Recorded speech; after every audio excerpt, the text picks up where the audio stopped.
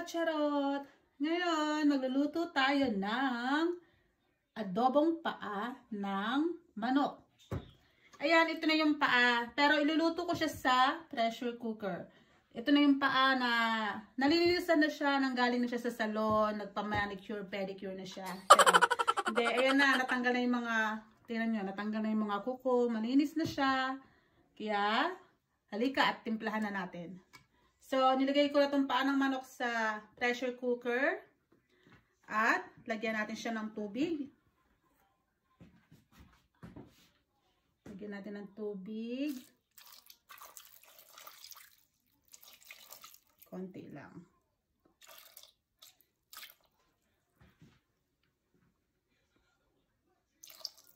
Then, lagyan natin ng toyo. Lagyan natin ng toyo.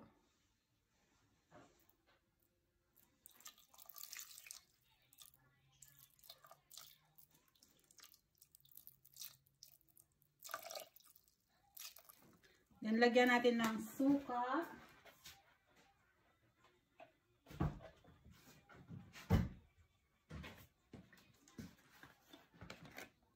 Lagyan natin ng suka.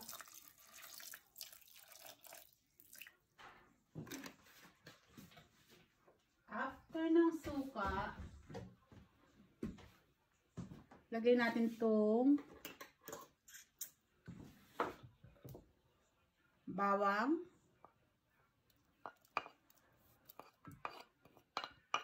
then sibuyas,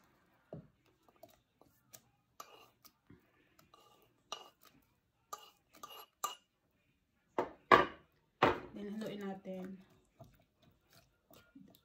Then, after nyan, lagyan natin ng paminta.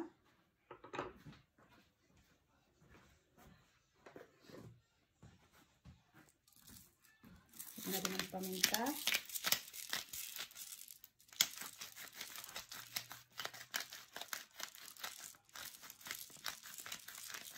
At lagyan natin ng kaunting asukal. Lagyan natin siya ng kaunting asukal lang.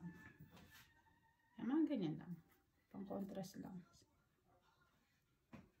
Sa lasa. At haluin lang natin ulit. Ito yung gusto ko sa adobong paa. Yung sobrang lambot. Yung kapag naluto na humihiwalay na sa buto. At medyo ano siya, yung tuyo yung sabaw. Medyo tuyo yung sabaw. Para mamantika. Pag medyo tuyo yung sabaw niya, medyo mamantika. Ayan eh. Ayan. So, ready na. Isa lang natin siya ng 30 minutes sa ating kalan. So, tara, takpan natin at isa lang na natin sa ating kalan for 30 minutes. Ayan. Okay.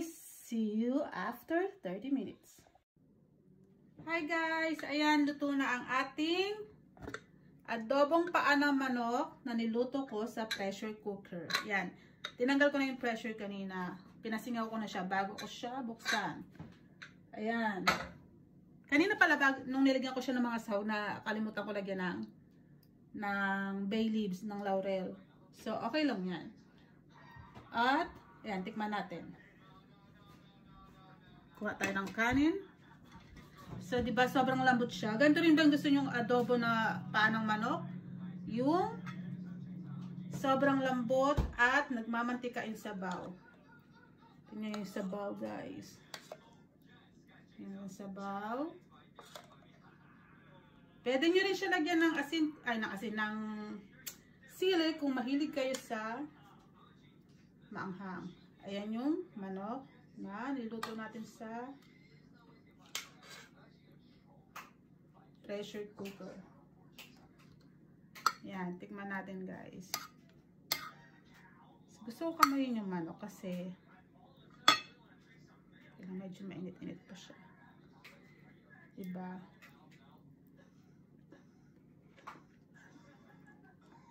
Lambot niya guys. Kailang mainit pa. Ba? Ang sarap.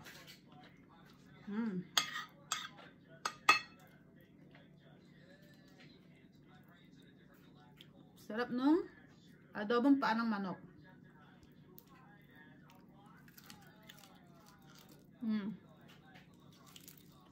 Yan o.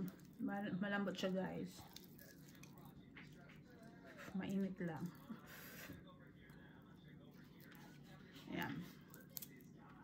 Diba?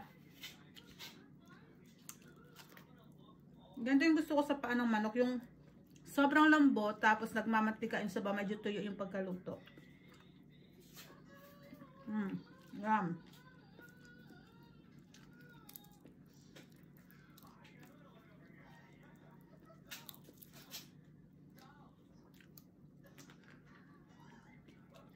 Alam niyo ba yung paa ng manok dito sa Australia? Nasa $7 to $8 per kilo. Halos kasing presyo niya yung laman.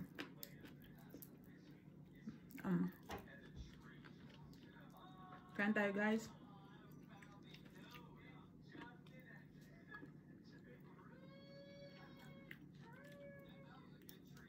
Masarap siyang kainin.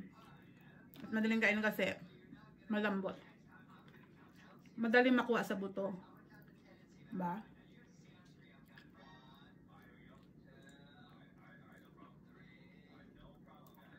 Diba, buto talaga na iiwan.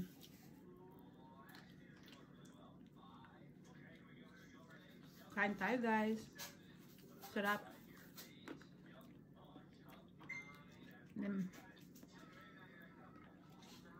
Thank you for watching everyone.